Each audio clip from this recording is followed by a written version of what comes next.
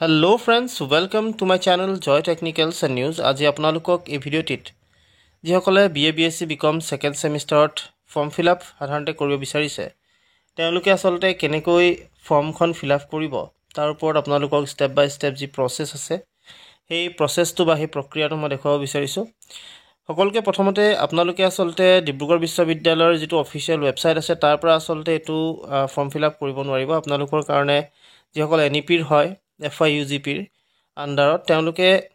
form fill up কৰিবৰ কাৰণে dibru.samarth.edu.in এই ৱেবছাইটত আহিব লাগিব মনত ৰাখিব আপোনালোকে dibru.samarth.edu.in আপোনালোকে যিকোনো এটা ব্ৰাউজাৰ ক্ৰম ব্ৰাউজাৰ বিশেষকৈ আপোনালোকে ভাল পাব ক্ৰম ব্ৰাউজাৰত গৈ আপোনালোকে এটো ক্লিক কৰিব dibru.samarth.edu.in এই ৱেবছাইটটোত আপোনালোকে ক্লিক কৰাৰ লগে লগে আপোনালোকে আহি পৰিব এই পেজটোত ইয়াত আপোনালোকে যেতিয়া আহিব যেহেতু ইয়াত আসলতে প্ৰথমতে যদি আপোনালোকে খোলা নাই আপোনালোকে যদি ষ্টুডেন্ট এনৰলমেন্ট সাধাৰণতে যেটো আছে হেতু যদি কৰা নাই তেতিয়া হলে সাধাৰণতে আপোনালোকে ইয়াত ক্লিক কৰিব লাগিব আৰু ক্লিক কৰাৰ লগে লগে আপোনালোকে ইয়াত এই পেজটোত যেহেতু আহি যাব আৰু অহাৰ লগে লগে আসলতে আপোনালোকে যেটো আপোনালোকৰ এনৰলমেন্ট নাম্বাৰ যদি আপোনালোকে ইয়াত ইতিমধ্যে ৰেজিষ্ট্ৰেচন কৰিলে তেতিয়া হলে আপোনালোকে এনৰলমেন্ট নাম্বাৰ দিব আৰু পাছৱৰ্ডটো দি দিব যদি কৰা নাই তেতিয়া হলে নিউ ৰেজিষ্ট্ৰেচনত যাব নিউ ৰেজিষ্ট্ৰেচনত যোৱাৰ লগে লগে আপোনালোকৰ ওচৰত আহি যাব এই পেজটো ইয়াত যদি চাই তেতিয়া হলে ইয়াত আপোনালোকে দেখিব instruction for registering on Dibrugarh university student portal ইয়াত কৈছে visit Assam state higher education portal by clicking or typing the link আপোনালোকক যদি হে ৰেজিষ্ট্ৰেচনৰ কাৰণে প্ৰথমতে আপোনালোকক এটো টাইপ কৰিবলৈ কৈছে enter your enrolment number in enrolment number inbox input box captcha as displayed on screen click on register button after completing step 1 to 4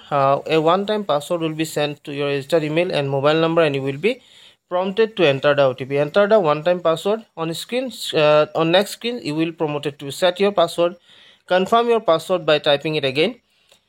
in confirm password input box choose a strong password once done a success message will be displayed you may now log in using your roll number and the password you just created please follow the above instruction to access student portal where you can find essential resources but হেখিনি আপোনালোকে কৰিব লাগিব এটা ইয়াত যদি নতুনকৈ registration কৰে প্ৰথমতে আপোনালোকে ইয়াত যেটো দেখিছে সিলেক্ট প্ৰগ্ৰাম হেতু ক্লিক কৰিব ক্লিক কৰাৰ লগে লগে আপোনালোকৰ ওচৰত আহি যাব ইয়াত সাধাৰণতে পেজ অৰ্থাৎ ইয়াত যদি ক্লিক কৰে আসলতে ইয়াত আপোনালোকে পাবই ইয়াত আপোনালোকে অটোমেটিক্যালি দেখাই পাই যাব ইয়াত এটো দেখিছে আপোনালোকে ইয়াত যদি আপোনালোকে জিহৰে হয় বিকমৰ যদি হয় বিকমত ক্লিক কৰিব যদি বিএ হয় বিএ ক্লিক কৰিব বিএসসি হলে বিএসসি সো ধৰক বিএ যদি হয় কৰিলো এতিয়া ইয়াত কৈছে name as on ID card আপোনালোকৰ আই কাৰ্ড এখন আছে সো সেই আই কাৰ্ডটোত আপোনালোকৰ জেনেকে নামটো দিয়া আছে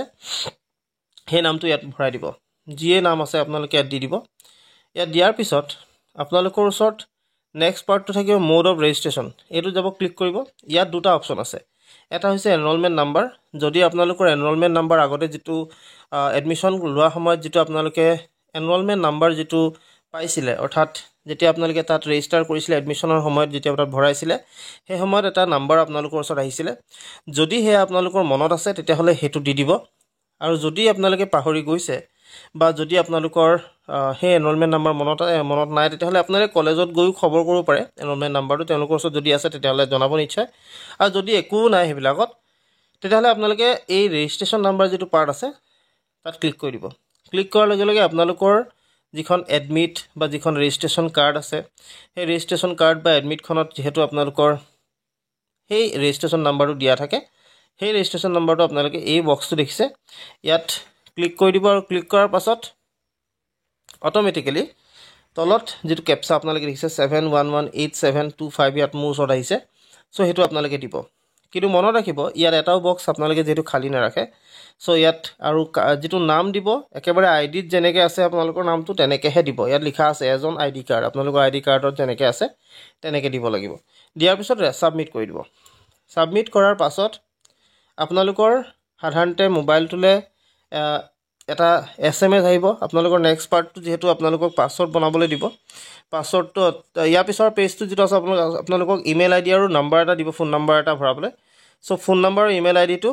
আপোনালোকে দিব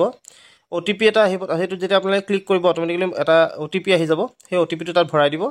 ভৰাই দিয়াৰ লগে লগে নেক্সট পাৰ্টটো আপোনালোকে পাছৱৰ্ড সিলেক্ট কৰি দিব পাছৱৰ্ডটো আপোনালোকে ধুনিয়াকৈ ভৰাব পাছৱৰ্ড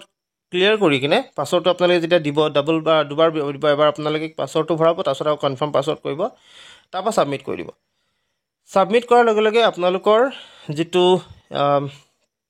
ৰেজিষ্ট্ৰেশ্যন নাম্বাৰ বা যিটো আচলতে ৰেজিষ্ট্ৰেশ্যন নাম্বাৰৰ সৈতে আপোনালোকৰ যিটো পাছৱৰ্ড সেইটো হৈ যাব ক্ৰিয়েট হোৱাৰ পিছত মোবাইলটোতে হয়তো মেছেজ এটা আহিব পাৰে সেইটো আপোনালোকে ৰাখিব আৰু তাৰপিছত আপোনালোকে এই পেজটো যেতিয়া কমপ্লিট হৈ যাব গোটেই প্ৰচেছখিনি তাৰপিছত আপোনালোকে আহি যাব এই প্ৰথম যিটো পেজ আহিছিলে ইয়াত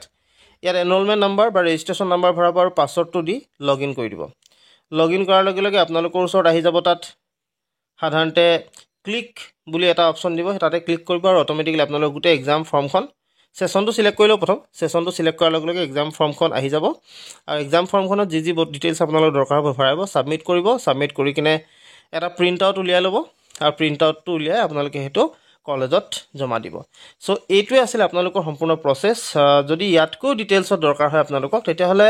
মই আপোনালোকক সাধাৰণতে দেখুৱাই দিম কাৰোবাৰ পৰা সাধাৰণতে এটা এনৰলমেণ্ট নাম্বাৰ লৈ আপোনালোকক দেখুৱাই দিম ধুনীয়াকৈ যিহেতু মই আপোনালোকৰ ডিব্ৰুগড় বিশ্ববিদ্যালয় হওক বা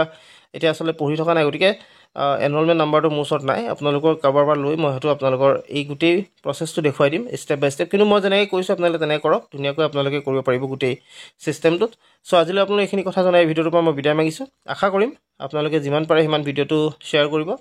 আৰু আপোনালোকে সকলোৱে উপকৃত হ'ব তাক লৈ চ' আজিলৈ মানে ধন্যবাদ